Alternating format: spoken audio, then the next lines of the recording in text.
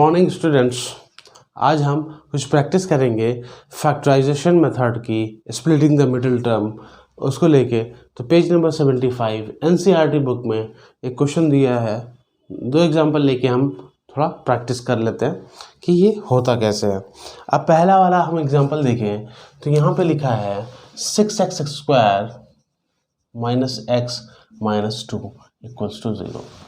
तो हमें क्या है, अगर ये लिखा है फैक्टराइजेशन से करना है और मिडिल टर्म को स्प्लिट करके ही करना है, तो 6 2 इसके क्या फैक्टर्स है, जो x² का टर्म है, कांस्टेंट कोफिशिएंट है, और जो मिडिल जो आपका कांस्टेंट है, इनका -2 करके -12 आ रहा है।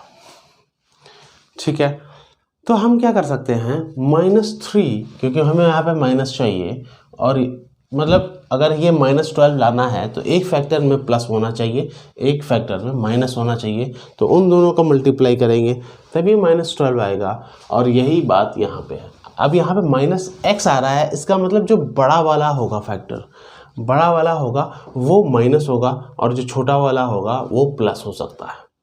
तो अगर हम ये -4 इंटू -3 कर प्लस -3 करें, सॉरी -4 इंटू 3 करें तो 4 3 जा 12, और इनको जोड़ेंगे तो क्या आएगा, -4 + 3 इक्वल्स टू -1। तो हमारा फैक्टर क्या हो सकता है, -4 और 3 हो सकता है। तो 6x² तो +3x -4x -2। ठीक है, ये बात क्लियर हो गई। अच्छा, ठीक है। अब यहाँ पे हम क्या कॉमन ले सकते हैं इन दो टर्म्स में, हम 3x कॉमन ले सकते हैं। तो यहाँ क्या बचेगा, 2x, यहाँ क्या बचेगा, +1। अब यहाँ पे हम क्या कॉमन ले सकते हैं, 2 कॉमन ले सकते हैं, तो यहाँ 2x + 1 बचेगा। तो हमारे ये दोनों टर्म्स सेम हैं, ये हमारा प्रूफ है कि हमने सही जा रहे हैं। तो 3x - 2 इक्वल और 2x + 1, हमारे दो ये मिल गए। अब यहाँ पे हम पहले वाले को इक्वल्स टू 0 करेंगे तो हमें क्या मिलेगा, x इक्वल्स टू 2/3, ये पहला हमारा टर्म मिल गया।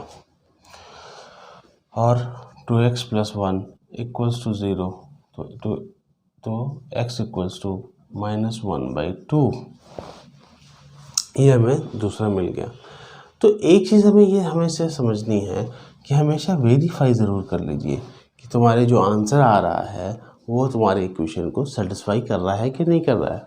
तो मेरा ये कहना था कि आपको ये जो हमारे रूट्स आए हैं, इनको हमें इक्वेशन नंबर 1 में रख, इस इक्वेशन में रख के इसको देखना है ये सेटिस्फाई हो रहा है कि नहीं हो रहा है। ठीक है, एक याद रखिए, हमेशा मैथ में क्या होता है, कॉन्सेप्ट, प्रैक्टिस एंड रिपीट। अगर आपको सबसे पहला काम करना है, कॉन्सेप्ट पढ़ना है, फिर प्रैक्टिस करना है, फिर उसको इस प्रोसेस को रिपीट करना है, तो ये साइकिल है। आप ये मत समझिए कि 1-2 क्वेश्चन लगा के आपको कॉन्सेप्ट बिल्कुल समझ में आ गया। जब तक आप 10-15 क्वेश्चन एक बार नहीं लगाते हैं ये कॉन्सेप्ट को लेके, आप ये मत समझिए कि आपको समझ में आया है। तो हमेशा इस रूल को फॉलो करिए, राइट। तो देख लेते हैं एग्जाम्पल नंबर 6, 3x² - 2√6x + 2। अब तो इसमें थोड़ा बच्चे क्या करते हैं, जब भी रूट या सर्ट्स देख लेते हैं उनको डर लगने लगता है कि ये तो बड़ा यार टफ हो गया। लेकिन इसमें ये देखिए कि अगर हम इसका कोफिशिएंट और इसका मल्टीप्लाई करेंगे तो 6 आ रहा है। तो हमें 6 कैसे आया, और इसको हमें -2√6 आना है, तो √2 -√6 और -√6 और -√6 अगर हम करें तो हमें 6 प्लस का 6 आ जाएगा, राइट। और ऐड करने में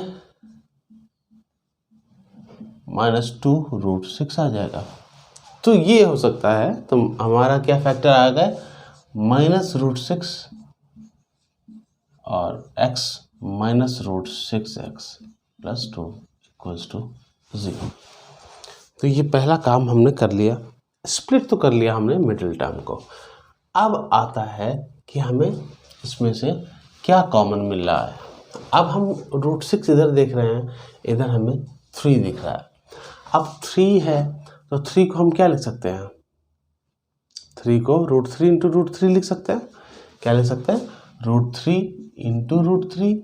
एक और टर्म हम बढ़ा देंगे तो सही रहेगा, और इसको क्या लेंगे, √3 × √2x, राइट।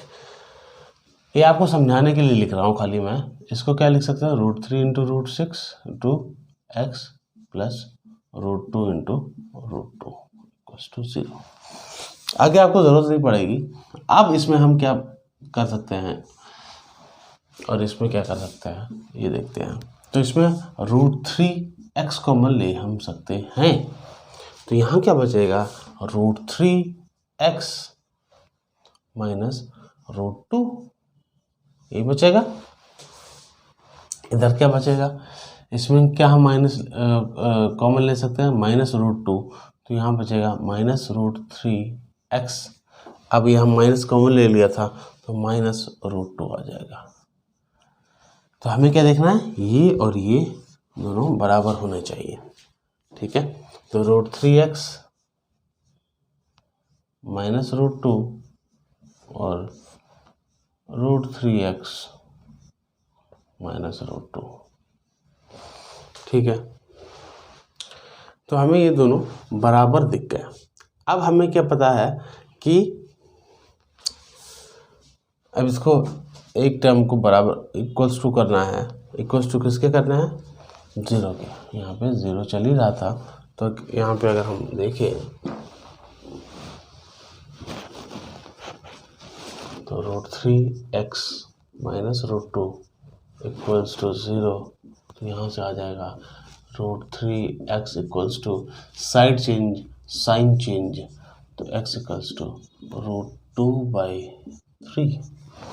इसी तरह उससे भी हमारा √2/3 आ जाएगा, ठीक है। तो इसी तरह हम दूसरे फैक्टर को देखेंगे तो सेम ही आएगा, तो x = √2/3 आएगा। अब हमारा ये आंसर सही आया कि नहीं आया, हमें इस वाली इक्वेशन में रख के देखना है। ये 0 हो जाना चाहिए, equals to left hand side equals to right hand side हो गया, तो हमारा सेटिस्फाइड हो गया इक्वेशन। तो और भी प्रैक्टिस करेंगे। अब हम चलेंगे एक्सरसाइज 4.2 पे, जहाँ पे हमारे कई क्वेश्चन इंतज़ार कर रहे हैं, प्लस जो हमने पहले क्वेश्चन वर्ड प्रॉब्लम से बनाए क्वेश्चन, उनके भी सॉल्यूशन करके देखेंगे। तो बहुत सारी प्रैक्टिस की ज़रूरत है, तभी हमें समझ में आएगा। तो हमारा रूल क्या है, concept, practice and repeat. Concept, practice, repeat करने के लिए हमारे साथ जुड़े रहिए कॉन्सेप्ट कनेक्ट में, और हम आपको सारा सिखाने की कोशिश करेंगे। Thank you, have a nice day.